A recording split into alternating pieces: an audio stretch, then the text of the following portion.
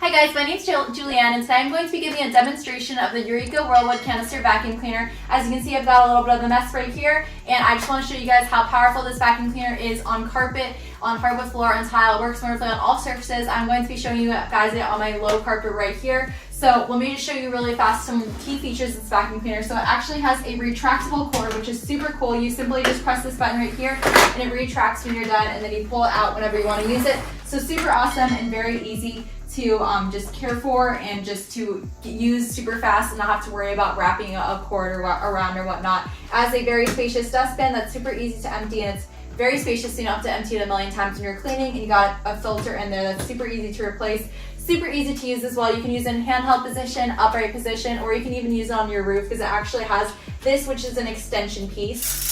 And it also has different modes. So right now I have it set to carpet, but you can change the modes right here. So if you want to use it on upholstery or on hardwood floor, you can change the modes with that. So I'm going to go ahead and set it to carpet and turn it on with this button right here.